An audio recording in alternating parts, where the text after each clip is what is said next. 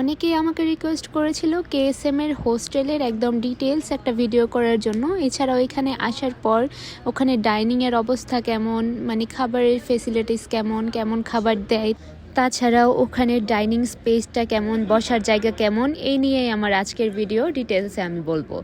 So আসসালামু আলাইকুম সবাইকে, আশা করি সবাই ভালো আছেন।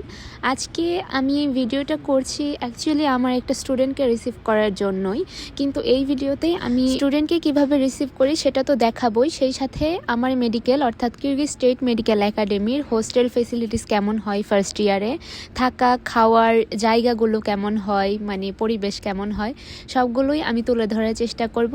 সো ভিডিও স্কিপ না করে পুরোটা দেখার চেষ্টা করো যারা এখানে আসতে চাচ্ছ। এছাড়াও অ্যাডমিশন কিভাবে হয়, মানে যাবতীয় সব কিছুই আমি যথাসম্ভব দেখানোর চেষ্টা করব। তো ভিডিও স্কিপ না করে দেখতে থাকো। তো এখানে আমি ওকে খুঁজতেছি যে ও কোন দিক দিয়ে গেল বা কি। এটা হচ্ছে মানাস এয়ারপোর্ট, বিশকেকের এয়ারপোর্ট। তো ওকে খুঁজতে খুঁজতে আমি এদিকে অনেক বাংলাদেশিও ছিল, এখানে অনেক ওয়ার্কাররাও আসে বর্তমানে। তো যাই হোক, এখন ভোর, মানে 3:15 বাজে, ওর 3:30 ল্যান্ড হবে। তো সেই জন্যই একটু অপেক্ষা করতে হবে। একদম ওই সামনের দিকে যেই লাইনটা, ওই লাইন দিয়েই, ওটা এক্সিট গেট, ওই লাইন দিয়েই সব স্টুডেন্টরা বের হয়।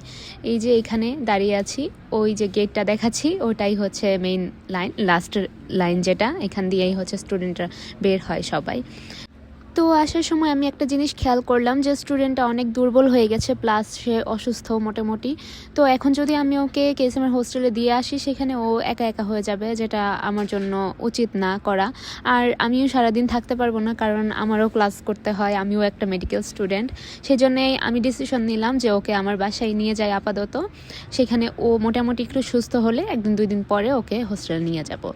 আর এখানে আসার পরও কিছু বেসিক জিনিস কেনাকাটার থাকে। তাছাড়াও আমি ওকে আমাদের মেইন ক্যাম্পাস ওগুলো ঘুরিয়ে নিয়ে এসেছি। তো এই যে বিকালে, তার 2 দিন পরের বিকালে ও মোটামুটি সুস্থ ছিল। তো আমি ওকে আমাদের মেডিকেলের ফার্স্ট ইয়ার ক্যাম্পাসে নিয়ে আসলাম। এটা হোস্টেল, এটা ফার্স্ট হোস্টেল, মানে 1 নাম্বার হোস্টেল মেয়েদের। আর ওই যে দেখা যাচ্ছে ওটা 2 নাম্বার হোস্টেল।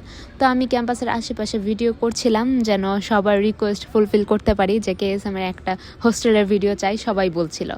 তো এই যে রুমগুলো, এখানে প্রত্যেকটা রুমেই পাশাপাশি মেয়েরা থাকে। তো ওর রুমটা পড়েছিল এটা 4 সিটারের রুম, 4 সিটের, মানে 4 জন থাকতে পারবে। এখানে জুতার কাভার্ড আছে, তারপর জামা কাপড়ের কাভার্ড আছে, সব কিছুই রেডি আছে। এবং প্রত্যেকের সেপারেট সেপারেট, মানে আলাদা আলাদা করে 4টা কাভার্ড দেওয়া। এছাড়াও বেড, নিচে একটা বেড থাকে, উপরে আরেকটা বেড থাকে। এটা ভয়ের কিছু নেই, উপরে ওঠা যায়। আর আমি ফার্স্ট ইয়ারে যখন এসেছিলাম আমি উপরেই থেকেছিলাম। আর এই যে একটা টেবিল, তাছাড়াও আরও একটি টেবিল আছে, চেয়ার আছে, প্রত্যেকের জন্যই আলাদা আলাদা করে চেয়ার রাখা আছে, 4 জনের জন্য। তো এই পাশেটা জুতা রাখার আগে দেখিয়েছি। তো ওভারভিউ রুমটা অনেক সুন্দর সব মিলে। আর যেহেতু অনেক ঠান্ডা, সেহেতু এখানে হিটার চলে, 24 ঘন্টায় হিটার চলে সবসময়, অলওয়েজ। আর এদিক দিয়ে বাইরের সিনারি দেখা যায়। এরপর যাচ্ছি আমরা, এটা শাওয়ার রুম। শাওয়ার রুম আলাদা থাকে, একদম সেপারেট, এবং টয়লেট মানে ওয়াশরুম একদম সেপারেট থাকে। তো এটার ভিতর আমি একটু গিয়ে দেখানোর চেষ্টা করছি। এখানে 2টা বেসিন আছে, এর পিছনেও আরও বেসিন আছে, আমি ওগুলো দেখানোর চেষ্টা করছি। আর এটা ওয়াশরুম। এটা আসলে 2nd ফ্লোর, মানে 2 তলা। নিচতলায় আরও অনেকগুলো আছে, ওগুলো আরও বেশি সুন্দর আমার মনে হয়, কারণ আমি যখন ছিলাম, আমি ফার্স্ট হোস্টেলে ছিলাম, 1 নাম্বার হোস্টেলে। আচ্ছা, এটা ওয়াশরুম বা অজুখানা, এখানে অজুর জন্য আলাদা ব্যবস্থা আছে। এখানে অনেকগুলো বেসিন, সবাই মিলে একসাথেই এখানে আসতে পারবে সব মেয়েরা। আর এছাড়াও খাবার পানির আলাদা লাইন আছে, ফিল্টারকৃত খাবার পানি, এখানে পানি ফিল্টার করে দেওয়া হয়। তো এটাই খাবার পানি। এই ছিল হোস্টেলের ভিডিও, মানে যেগুলো সব থেকে বেশি ইম্পর্টেন্ট জিনিস, আমি ওগুলো দেখিয়ে দিলাম। আর এটা বারান্দা বা বেলকনি টাইপের, এদিক থেকে সুন্দর একটা ভিউ দেখা যায়, হোস্টেল 1 দেখা যায়। আর ওই দিন স্নোফল হয়েছিল, যার কারণে এই সাথে সাথে তুষারগুলো দেখা যাচ্ছে, বাট ভালোই লাগে আমার কাছে স্নোফল। আর ওদিক দিয়ে ক্লাসও দেখা যায় আমাদের, নিচে হচ্ছে ডাইনিং স্পেস।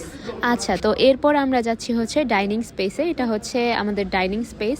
এখানে এক পাশে থাকে ভেজ আইটেম, এক পাশে নন ভেজ আইটেম থাকে।